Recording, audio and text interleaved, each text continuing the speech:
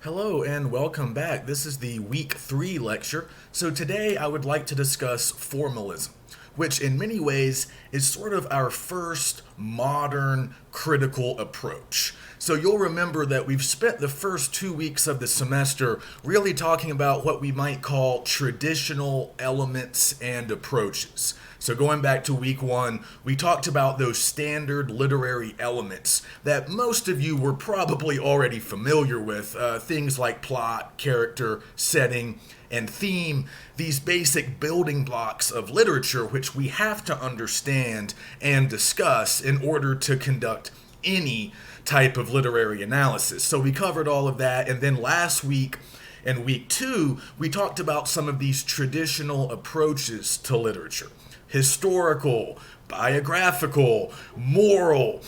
We talked about the limitations of some of these approaches. Now, of course, we keep certain techniques and aspects of a lot of those old approaches. I mentioned that I still use a little bit of historical context and a little bit of author bio when I introduce works of literature to my classes. I still employ a little bit of that genre-based criticism as well that's been around for a long time.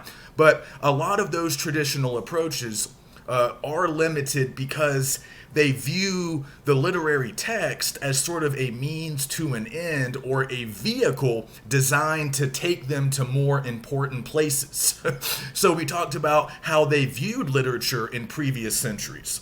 It was largely designed or thought to be designed to deliver moral instruction and things along those lines. And the value of literary texts was often tied up with what those texts could tell us about history, biography, or linguistics, these other disciplines, these other fields.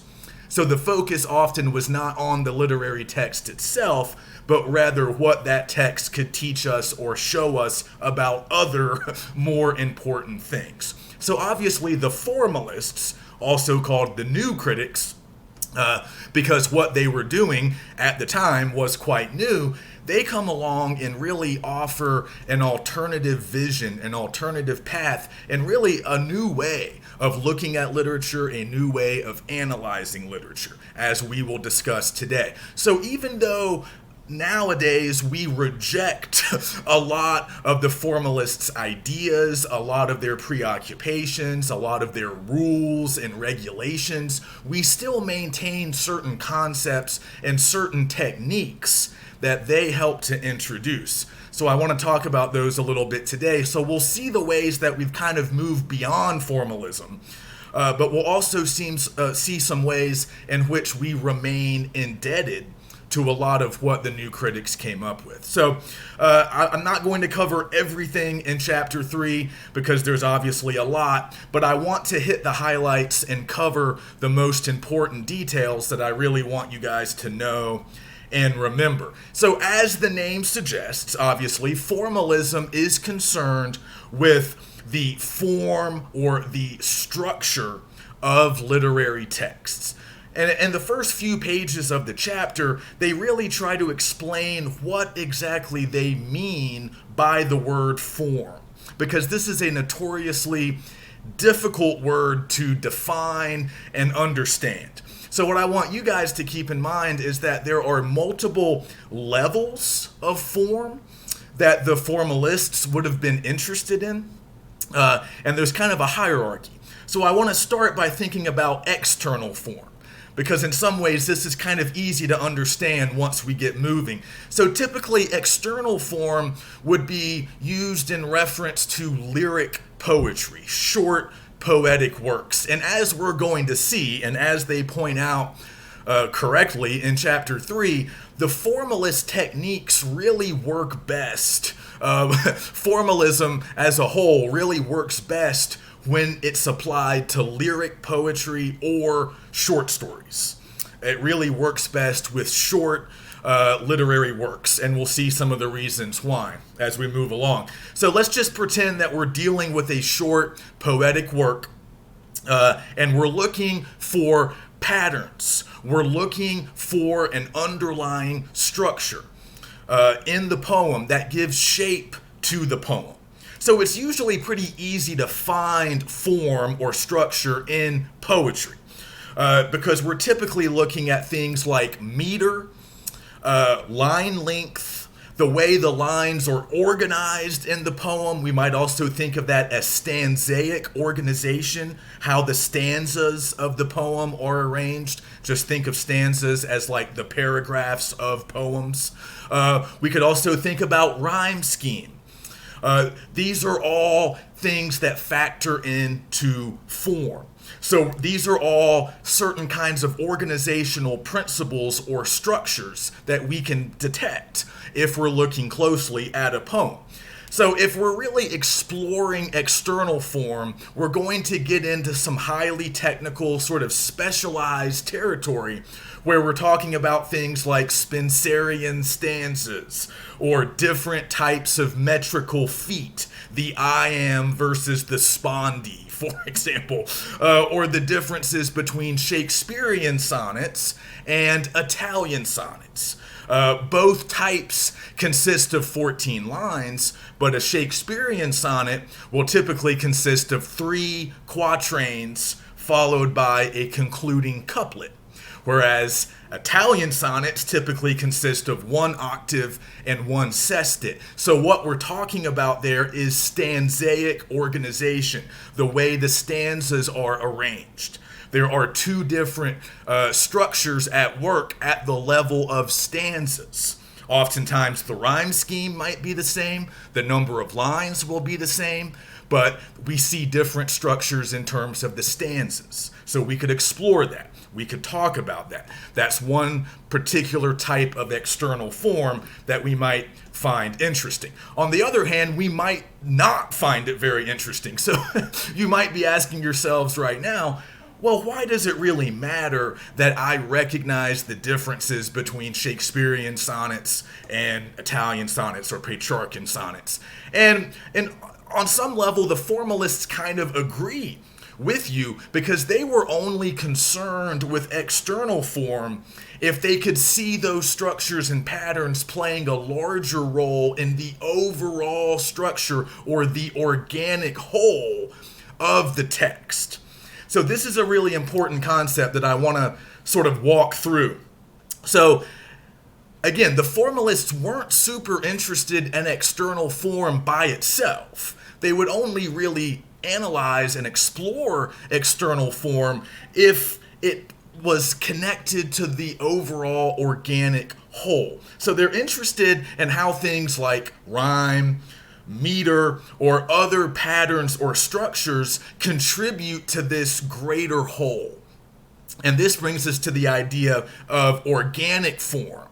And this is more important to the formalists than external form, because organic form refers to the sort of sum total of all the parts of the text. So remember, formalists don't care about outside context. They don't care about history or biography. They don't care about the author. And as we'll see later, they don't care much about readers either. They think that everything necessary for the analysis of a text can be found right there in the text. But they feel like they're sort of responsible for kind of checking or exploring all aspects, accounting for all aspects of a text. So that includes aspects of external form. Maybe we're interested in iambic pentameter, for example, a very popular type of meter or metrical rhythm used in English language poetry. But we're not interested in iambic pentameter in this particular poem that we're analyzing. We're not interested in the meter just for the sake of meter. We're interested in it because it contributes to the overall shape and experience of the text. Because this meter might create a certain type of sound or a certain type of rhythm that contributes to this overall effect. So this is really important to understand, and you need to sort of be aware of some of the influences that are giving the formalists some of these ideas. So as they point out in chapter 3, this idea of the organic whole or organic form is kind of handed down from the English Romantic poets of the early 19th century. Figures like Percy Shelley and Samuel Coleridge. They talked a lot about vegetation and organic wholes, and the formalists like that idea that every literary text sort of assumes the shape that is appropriate to it, and it delivers a very specific experience. So we can think of the shape and the experience, they're very much sort of, working together. They are functions of one another, and they are this organic whole that all the individual parts of the text are sort of contributing to. So again, that could include meter, that could include rhyme scheme, that could include stanzaic organization, or other types of form. But what's important is sort of cataloging all of these different formal features, all of these structures and patterns, seeing how they all work together and seeing how they create that overall shape and experience, that overall organic whole. This is very important to the new critics. And they're also borrowing from Edgar Allan Poe. Of course, famous American author from the 19th century, best known for his Gothic horror stories, but he wrote all kinds of stuff. In addition to writing poetry and short stories and one novel, he was also a critic, a literary critic. And he also kind of had his own theory of composition that he developed. And one of the key concepts for him was the idea of a single unitary effect that successful literary texts communicate or convey. So for Poe, much like the formalists, he really privileges shorter texts, lyric poetry, and short stories, because those are the types of texts that can really deliver that single unitary effect, because you can read them in a single sitting. You can read a short poem or a short story in a single session, a single reading session. So that unitary effect, whatever it is, melancholy, longing, fear, whatever the effect is, it's going to come across very clearly after a relatively short reading experience. But on the other hand, if you're reading a novel or an epic poem or something really long, it's going to take you more than just a single sitting to get through that entire text, which will disrupt that unitary effect. And also, novels or longer text will often not just have one effect, they'll have a lot of effects, because there are a lot of things happening in those longer texts. So Poe and the formalists privilege shorter texts because of their capacity to deliver this single unitary effect. So when Poe is thinking about that unitary effect, he is sort of thinking about the effect on readers and how the readers are thinking and feeling as a result of reading the text. Now, the formalists, as I mentioned, don't really care about readers. So they're not so much thinking about effect on readers, but they're still thinking about that overall experience that the text is conveying and the overall form or the organic whole, the overall shape that everything is leading toward, that everything is working toward. And again, they're borrowing that line of thinking from Poe, because he talks about that. He says everything in a poem, the rhyme scheme, the stanzas, the meter, the characters, everything that's happening, it all works toward that one unitary effect. Same with the short story. All the characters, the plot, the settings, motifs, key themes, they're all working together to create that single unitary effect. So that's very much how the formalists are kind of viewing literary text. They want to explore all of these formal features.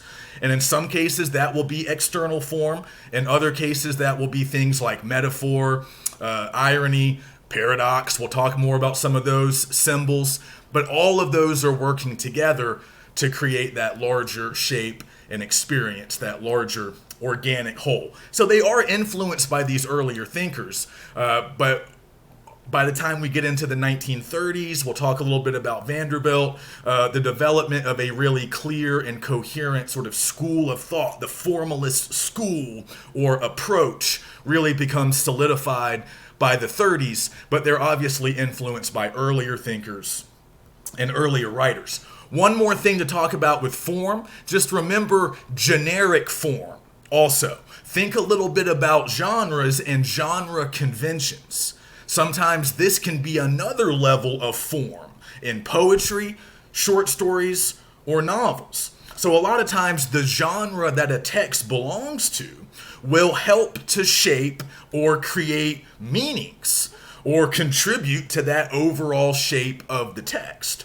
So for example, sonnets could be considered a particular genre of lyric poetry, and sonnets have certain characteristics or traits which might have an impact on a particular sonnet.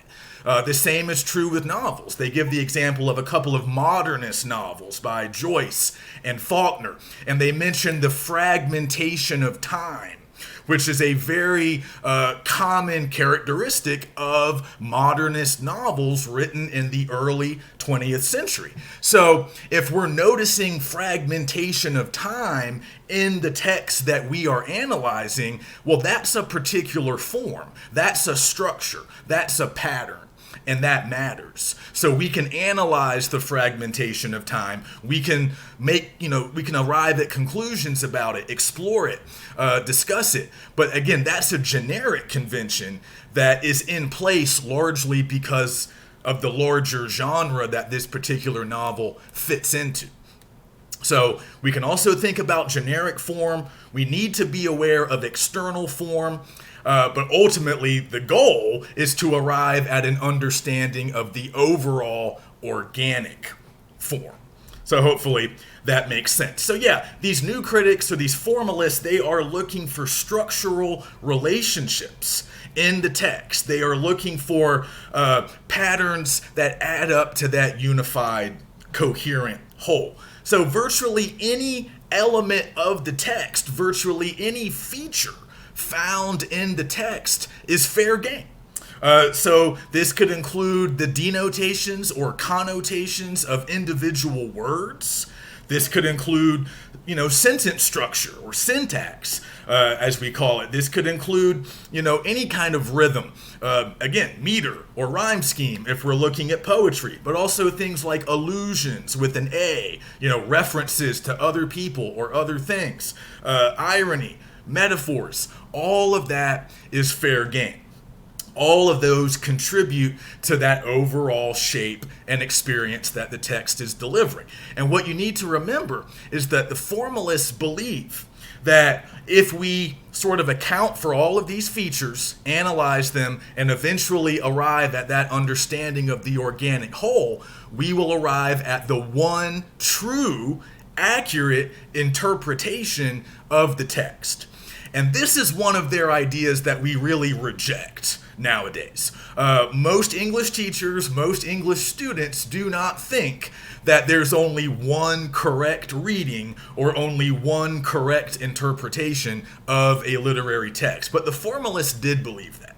And they thought that if you kind of conducted the sort of rigorous analytical work that they were advocating, that you could eventually arrive at that true understanding. So, yeah, we don't hang on to that, but we hang on to other things that they gave us. So as they point out in chapter 3, and I wrote this quote down because I like it, they tell us that reading well is what the new critics helped us learn to do. Now, that might sound a little bit like an overstatement, but I think it's true. It's not that we couldn't read literature before they came along, but remember, those traditional approaches often focused on things outside of the text. So they did not always lend themselves to close analytical reading because the bigger concerns were historical or biographical or based on some other field of study. So by privileging the literary text as a work of art, by focusing exclusively on the text, the formalists sort of introduced essentially a new, closer way of reading. So I don't know how many of you have ever conducted a close reading in your lives. If you've taken a lot of other English classes, you've probably had to do one at some point. If you take virtually any class with me, I will generally make you do this. This is a really important technique and practice that, it's employed in a lot of English classes for beginning students, advanced students. It's kind of standard now, and we can really thank the new critics for it. So close reading is pretty much what it sounds like. It's just reading a literary text with a close attention on all of these things I've been talking about: patterns, structures, metaphor, irony, symbols. It's just reading with a real eye for those sort of granular details, really digging deep into the formal features of the text. So like I said, a lot of my students conduct close reading, even my 101 students, many of whom are reluctant readers. And, they're not very comfortable conducting, high-level analysis. Even though they're capable, they just really haven't had to do it very often in their lives. So one of our early activities, early in 101, I know you guys don't care very much about this, but just to make this point, early in the semester, when we're talking about narratives, I have them do some close reading. And I'm sort of following the formalist playbook, at least for one day. I tell them, no outside contexts. Don't leave the text. Don't talk about personal connections that you make with the text. Don't talk about history. Don't talk about bio. Just focus on the text. What do you see? And they're often digging into figurative language. They'll find metaphors or similes that they think are interesting. They'll find imagery that they think is very interesting and they can explore. And it's surprising how many students can do this work pretty instinctively, but you have to tell them, stay in the text. Because we are tempted to leave the text and talk about ourselves or talk about other things that might be more familiar. So at least for that one day, I tell my students, stay inside the text and let's see what we find. And that's kind of fun.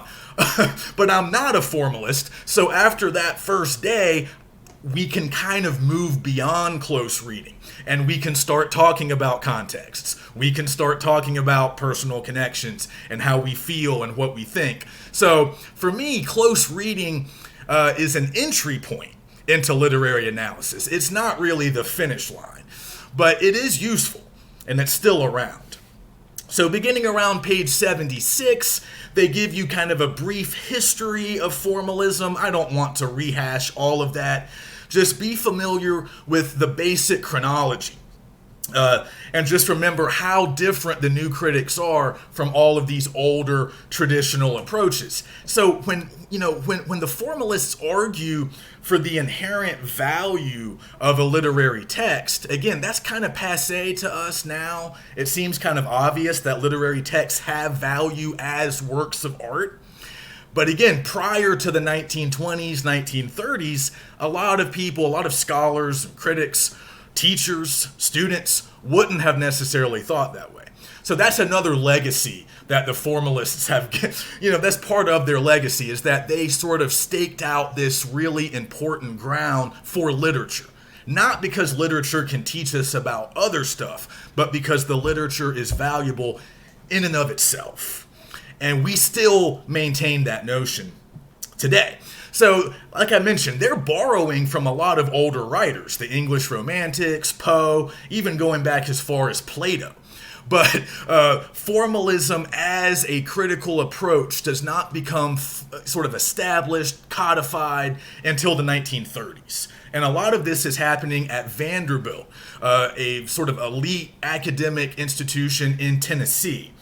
And there was a poet and scholar teaching there at this time named John Crow Ransom. You don't need to know much about him, but he kind of helps to get the ball rolling with all of this stuff. And he had a bunch of students who worked with him, and many of them would go on later to become prominent practitioners of this approach. And they became kind of famous writers and critics as well. You might recognize the name Robert Penn Warren. He wrote All the King's Men. Pretty famous writer, also a critic, Alan Tate, some other guys that, again, you don't need to know very much about them, but they helped to really establish this as a clear, coherent, organized school or approach of criticism. And this is happening in the 30s, roughly 90 years ago. So the formalists, kind of shared certain beliefs. They valued the classics, organic form, as we've mentioned, and also this very rigorous analytical approach to literature. They valued tradition and order. So in many ways, they were somewhat conservative. And I don't strictly mean that in a sort of modern day political sense, although kind of, yeah. I mean, they were kind of right-leaning in a political sense, but they were conservative just in the traditional meaning of that word, which meant they had a strong sort of devotion to tradition and sort of a sense of like a natural order. And again, they really prized this idea of organic form that they were inheriting from earlier writers. So no outside contexts, again, focus on the text only. They valued precision, a sort of compositional sort of tightness. They valued irony. And as I've mentioned, they typically focused on lyric poetry and short stories because those were the types of literature best suited to the formalist approach. So just a few things to run through quickly, just a few formal features of texts that they were interested in and they were often looking for. So just kind of have a list handy. They were always interested in imagery, which just means language that is sort of evocative, language that paints pictures in our minds. We can also think about other senses. They talk a little bit about sensory impressions. So the formalists were interested in words, phrases, and sentences that would sort of engage our senses, mostly sight, but also maybe our sense of smell or taste or touch or whatever. They were also very interested in metaphor. And we know what that means, simply a comparison between two unlike things. They were very interested in symbols and symbolism, but as the book points out, sometimes symbols could give them trouble, because if the real value or meaning of a symbol, and we know what symbols are, right? Just people, events, objects, anything in a text that might represent something larger, something beyond it. So if a symbol if a symbol takes us outside of the text in order to understand it, if we have to leave the text in order to appreciate or understand a symbol or an allusion or any other feature, then the formalists would see that as a weakness, as a deficiency in the text. Because, again, that's breaking up the unitary whole. If you have to leave the text, if I have to leave the text and go to Google to look something up, then there's no unitary whole. There's no single effect that I can appreciate as soon as I'm finished reading or once I've analyzed. Again, if everything is supposed to be in the text, then a symbol or an allusion can't carry me outside the text as the reader. And if it does, in their eyes, that's a problem. So symbolism could be a little tricky sometimes, but as long as everything stayed in the text, we're good. Also remember the two fallacies that they talk about, the intentional fallacy and also the effective fallacy. The intentional fallacy is still with us, this idea that the mistake that readers often make is not separating a literary text from the intention of the author who wrote it. And we generally disregard intentionality even today. We don't care too much about what the author really meant or what the author had in mind, because for one thing, it's virtually unknowable, especially if we're studying old books and long dead authors. But even with a contemporary text, even if the author's alive and we could conceivably ask the author what their intention was, we don't really care all that much. And we'll talk more about this when we get to structuralism, but in many ways, once that text is published and it enters the literary marketplace, it doesn't really belong to the author anymore. I mean, in a legal sense, it does. But as more of a reader response type person, I would say that the text belongs to readers. That's not what the formalist would say, because they don't care about readers, but they don't care about authors either. So we care more about readers, but we're still not generally going to be super concerned about the author's intention. Now, if we're moving away from fiction and maybe looking at creative nonfiction or memoirs, other types of writing, intentionality becomes more important.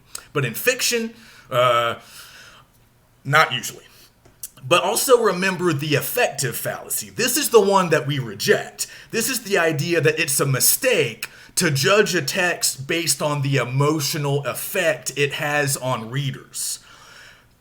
Again, the formalists don't care about readers. They don't care about emotions. They're trying to be objective. They're trying to conduct this almost scientific, rigorous analysis of texts. So for them, emotion plays no part.